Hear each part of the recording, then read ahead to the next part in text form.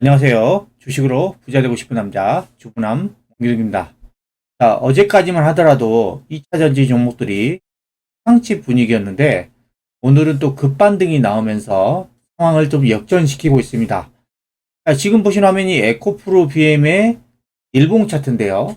에코프로 BM이 지금 7월 26일 날 고점 대비해서 어제까지 35%가 넘게 급락을 했고요. 고점 대비. 자, 오늘도 장 초반에 빠졌으니까 거의 마이너스 37%까지 빠진 겁니다. 고점 대비. 이 지금 며칠 사이에 주가가 지금 마이너스 37%까지 빠졌죠. 이러면서 지금 변동성이 엄청나게 컸는데, 자, 오늘 분봉을 보시면 장 초반에 또 빠졌어요. 졌다가 지금 10시에 좀 강하게 들어올리면서 옆으로 횡보하다가 또 올렸죠. 그래서 지금 오늘 에코프로 BM이 8.23%나 강하게 반등하면서 마무리를 했습니다.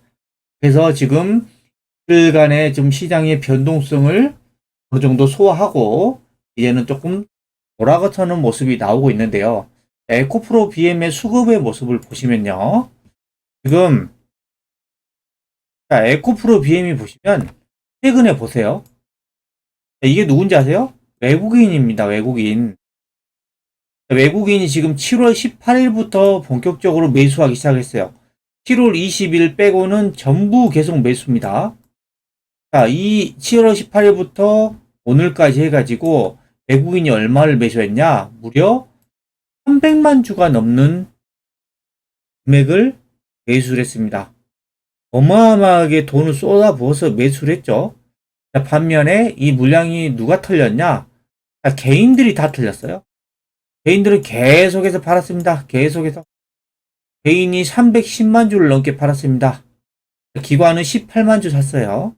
자, 보시면 지금 이틀간 엄청나게 흔들기 장세가 나왔고, 그 흔들기 장세가 제가 볼 때는 개인들의 물량을 털어내기 위해서 이런 흐름이 나왔다라고 좀 예상이 되는데요.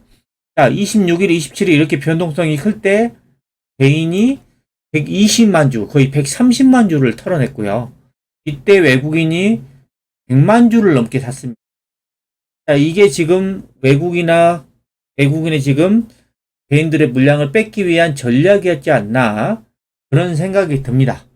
지금 본격적으로 외국인들이 엄청나게 사고 있다라고 보시면 될 것 같고, 지금 이 녹색 선이 지금 외국인이에요. 매수 물량. 최근에 엄청나게 사고 있죠. 외국인은 지금 올해 초부터 해서 계속해서 팔기 시작하다가 이제 본격적으로 담고 있습니다. 네, 지금 이제는 뭐냐? 지금 개인의 물량에서 외국인의 물량으로 넘어오고 있다라고 보시면 되고, 그게 기관들도 어느 정도 가세를 하고 있다라고 보시면 됩니다. 그리고 포스코 퓨처임 보겠습니다.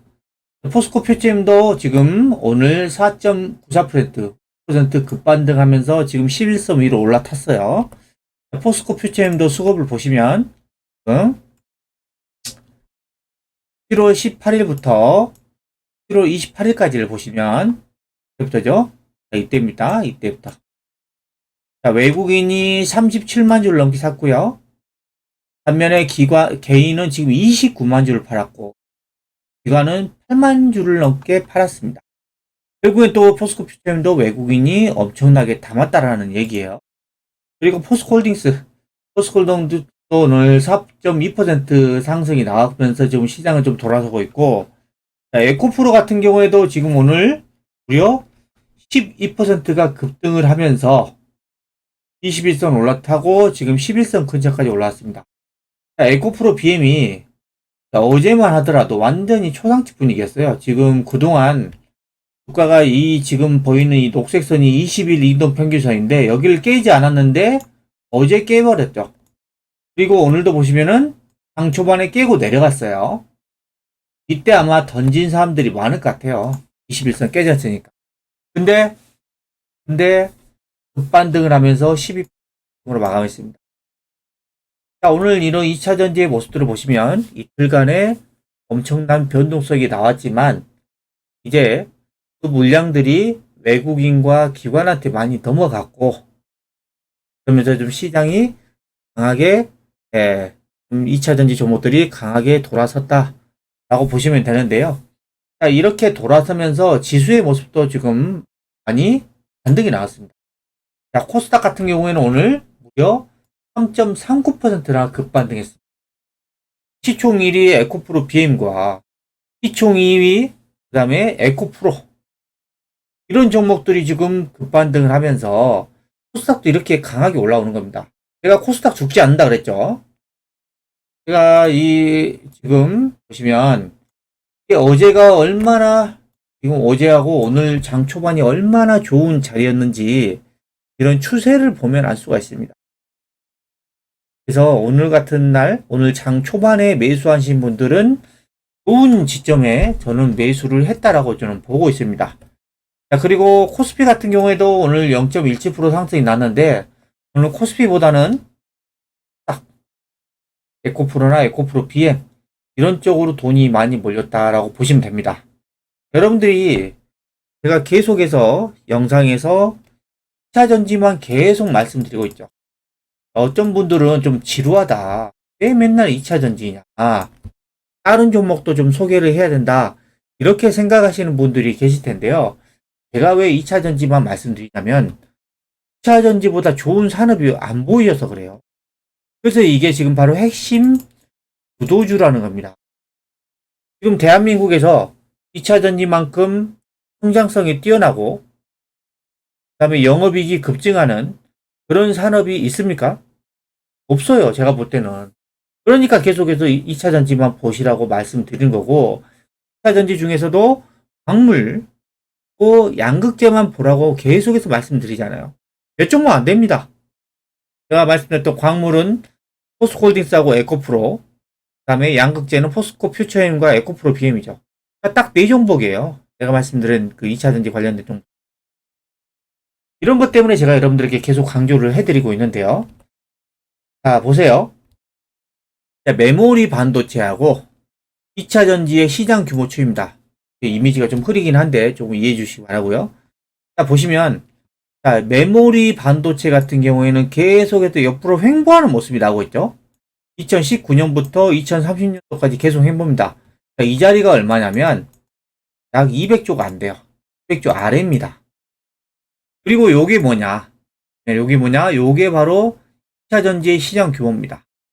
2025년이 되면 2차전지의 시장 규모가 메모리 반도체의 시장 규모를 뛰어넘습니다. 이 메모리 반도체는 우리나라에서 제일 잘하는 반도체죠. 삼성전자하고 SK하이닉스가 지금 엄청난 시장 점유율을 가지고 있는 게 바로 메모리 반도체인데 이 메모리 반도체를 뛰어넘는 시장 규모가 2차전지에서 나온다라는 겁니다. 2차전지는 지금 2025년도에 메모리 반도체 시장을 뛰어넘고 2030년도 되면 시장 규모가 얼마인지 아세요? 지금 거의 500조라고 얘기하는데 제가 볼 때는 1000조가 나올 수도 있을 것 같아요. 최소 지금 500조 정도 나오는 것 같습니다. 그러면 2030년도에 메모리 반도체 시장 규모보다 2.5배, 최소 3배 정도가 큰 시장이 바로 2차전지 시장 규모라는 겁니다. 그래서 여러분들이 이런 미래의 가장 큰 산업, 2차전지 산업에 집중 투자해야 된다라고 계속해서 말씀드린 겁니다. 어제하고 그제 이렇게 시장이 흔들릴 때도 묵묵하게 여러분들이 보유를 하고 계셔야 됩니다. 2차전지에 믿음을 가지고요. 이런 큰 흐름을 보시고 여러분들이 좀 투자를 하시고요. 그 다음에 여기 보시면 자, 북미 배터리 수주 모멘텀 점검이라고 나와 있는데 자, 북미는 지금 세계 최대 전기차 시장 중에 하나입니다. 자, 중국 같은 경우에는 그 전기차 판매량 면에서는 중국이 압도적으로 높죠. 중국은 거의 중저가형 전기차입니다. 하지만 북미 쪽은 고급형 전기차들이 많이 팔릴 겁니다. 그러니까 이런 그 북미 쪽 시장이 전 세계적으로도 엄청나게 큰 시장이다라는 것을 여러분들이 꼭 아셔야 되고 2035년에서 2040년경에 북미 전기차가 이제 100% 전환이 가정했을 때 필요한 배터리 물량 기준이거든요. 그래서 이 파란색이 지금 확보한 배터리 물량입니다. 이런 것들이. 그리고 회색이 앞으로 확보해야 될 배터리 물량입니다. 그 중에서도 이 토요타 보십시오. 토요타는 지금 기존에 확보한 배터리 물량이 하나도 없어요. 북미 시장에 배터리 공장을 짓지를 않은 거죠. 그래서 앞으로 필요한 게 얼마냐? 240GWh입니다. 엄청나게 많은 배터리가 필요한 상황이 지금 토요타라는 거고요. 그 다음으로 많은 게 뭐냐? 르노 닛산이 지금 156GWh. 그 다음에 테슬라는 많이 지금 확보를 했지만 자동차가 더 많이 팔린다는 걸 감안했을 때 138GWh가 필요하고요. 그 다음에 스텔란티스는 지금 131GWh. 그 다음에 GM은 120GWh. 포드는 108GWh. 그 다음에 폭스바겐은 80GWh. 그 다음에 현대기아도 지금 82GWh. 보시면 앞으로도 이 배터리 물량이 어마어마하게 필요하다는 겁니다. 그러면 이거 누가 수주할 것 같아요? 우리 배터리 3사, LG 에너지 솔루션, SK온, 그 다음에 삼성 SDI. 이 세 업체가 거의 나눠가질 가능성이 매우 높습니다. 물론 뭐 일본의 파나소닉도 있겠죠. 근데 이제 파나소닉도 많이 우리나라 K 배터리에 좀 뒤처진 것 같아요. 시야도 좀 소극적인 것 같고. 그리고 중국에 있는 배터리 업체들은 북미 시장에 들어오기가 어렵습니다. CAT라든가 BYD 지금 미국의 패권 전쟁을 하고 있는데 그걸 배제하기 위해서 IRA 인플레이션 감축법을 만들었는데 중국이 북미 시장에 들어와서 활개를 친다? 이거는 미국이 절대 두고 보지 않겠죠. 그러면 이런 수주 모멘텀을 봤을 때 우리나라의 배터리 3사가 거의 모든 물량을 가져갈 가능성이 높습니다. 이렇게 배터리 3사가 물량을 가져가게 되면 광물, 양극재는 엄청난 지금 수주가 나올 수밖에 없겠죠. 이런 큰 흐름들을 여러분들이 알고 계셔야 됩니다.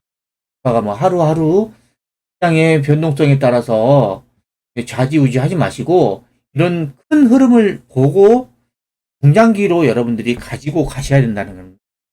그리고 포르쉐 하면 정말 유명한 스포츠카죠. 저도 한번 타보고 싶은 스포츠카입니다. 포르쉐가 북미 배터리 합작사 설립을 추진하고 있다고 합니다. 보시면 포르쉐가 지금 최대 4조 이상을 투자해가지고 20GWh 규모의 전기차 배터리 공장을 건설을 하겠다고 추진한다고 합니다. 근데 기존의 LG 에너지 솔루션은 포르쉐의 배터리를 공급한 적이 있는데 그래서 지금 북미 시장에서 압도적으로 지금 생산량을 늘려놓은 지금 LG 에너지 솔루션과 협력할 가능성이 지금 높아 보이는 것 같아요. 그래서 이제 포르쉐 관계자는 연말까지 올해 연말이니까 2023년 연말까지 세부 정보를 제공을 할 것이다. 합작사를 설립을 할 때 누구와 합작할 것이다. 이런 내용들이 나오겠죠. 이게 또 강력한 또 상승 모멘텀이 될 수가 있습니다. 그래서 지금 이 포르쉐가 지금 원래 유럽이나 이런 쪽을 제치고 미국에다가 공장을 지으려는 이유가 IRA 때문에 그래요. 인플레이션 감축. 그것 때문에 유럽에 공장 짓기가 어려운 거예요. 이 IRA법으로 인해서 미국에 공장을 지으면 만약에 포르쉐가 원하는 지금 20GWh 공장을 짓는다면 최소 6조 원 이상의 보조금을 받습니다. 이 어마어마한 보조금 위에서 미국에 공장을 지을 수밖에 없다는 거죠. 두 번째 이유는 독일이 미국보다 전기료가 엄청나게 비쌉니다. 지금 독일이 미국보다 지금 2배 이상 비싸요. 당연히 앞으로는 전기가 엄청나게 중요한데 전기료가 비싼 독일에다가 공장을 짓기가 어려운 거죠. 포르쉐 같은 경우는 지금 2030년도까지 이런 순수 전기차 비중을 80% 이상 확대하겠다. 앞으로도 계속해서 전기차 생산 비중을 늘려갈 것이다. 거기에 우리나라의 이런 배터리 업체들, 그 다음에 소재 업체들이 엄청난 수혜를 받을 가능성이 높다는 거고요. 마지막으로 이제 애플카입니다. 이 애플카에 대해서 참 소문이 많이 무성했었죠. 언제 출시하니 많이 하다가 지금은 이야기가 쏙 들어갔습니다. 근데 저는 결국에 애플은 애플카를 절대 버리지 않을 거라고 봅니다. 왜냐하면 이 전기차 시대가 지금 오고 있고, 전기차 플러스 앞으로 자율주행차 시대가 옵니다. 그러면 전기차를 무조건 만들어야 돼요. 그래야 자율주행차를 할 수 있는 개념이다 보니까. 자, 이런 조합이 가장 큰 좋은 조합이죠. 자율주행차를 만들기. 근데 이게 지금 바로 2026년도에 출시가 될 수도 있다는 그런 예측들이 나오고 있어요, 현재. 자, 이 첨단 기술과 관련해서 정확한 예상을 내놓는 것으로 유명한 미국의 주식 분석가가 애플이 2026년, 3년 후죠. 이런 애플카를 출시를 준비를 하고 있다라고 합니다, 현재. 그전에는 오랫동안 소문만 돌았었죠. 한 해 만에 이런 소문만 돌았는데, 그러면서 눈에 보인 게 없었죠. 근데 지금 애플이 여전히 자동차 분야에 진출하기를 원하고, 그 다음에 특허를 계속 내고 있습니다. 자동차 관련 특허. 그리고 이제 애플 같은 경우에는 이 증강현실이라든가 인공지능 기술, 이쪽에 많이 기술력이 엄청나게 투자를 하고 있고, 좋은 그런 회사인데, 여기에 지금 자동차 분야를 선도하는 새로운 분위기를 만들 수 있다고 합니다. 기존에 이런 애플이라고 하는 이제 소프트웨어, 강력한 소프트웨어 기술 있죠. 이게 바로 이제 자율주행 기술로 갈 수 있겠죠. 그리고 증강현실, 인공지능, 이런 것들이 지금 하드웨어는 지금 애플이 못 만들고 있지만 소프트웨어는 계속해서 준비를 하고 있다. 애플카가 2026년이든 2027년이든 언젠가 나오겠죠. 그렇게 되면 애플카에 들어가는 배터리, 이게 누가 될 거냐. 또는 이 애플카로 인해서 게임 배터리가 엄청나게 또 수혜를 받을 수 있다 라고 보고 있습니다. 그래서 이러한 여러분들이 큰 시장 흐름을 보셔야 됩니다. 그래서 지금 최근에 이런 2차전지 종목들이 뭐 공매도니 여러 가지 그런 이유들, 너무 뭐 많이 올랐니 이유 때문에 이제 이틀간 좀 조정을 받았는데 이제는 제가 봤을 때는 어느 정도 자리를 잡아간 다음에 급 나간 다음에 아마 급반등할 가능성이 낮아 보이고, 급 나간 다음에 이렇게 옆으로 조금 횡보를 하다가 어느 정도 에너지를 모은 다음에 다시 올라가는 그런 모습들이 좀 나올 것 같습니다. 그래서 2차 전지, 그런 가장 큰 미래 산업에 여러분들이 집중 투자하셔가지고 오랫동안 보유를 한다고 하면 제가 볼 때는 대다수의 투자자들이 볼 수 있는 그런 상황이 만들어질 것으로 예상이 됩니다. 주말에는 가족들과 행복한 시간을 보내시기 바랍니다. 지금까지 2차전지처럼 가장 큰 미래 산업에 집중 투자해야 한다는 내용을 설명해 드렸는데요. 영상이 마음에 드셨다면 구독, 좋아요, 설정 부탁드립니다.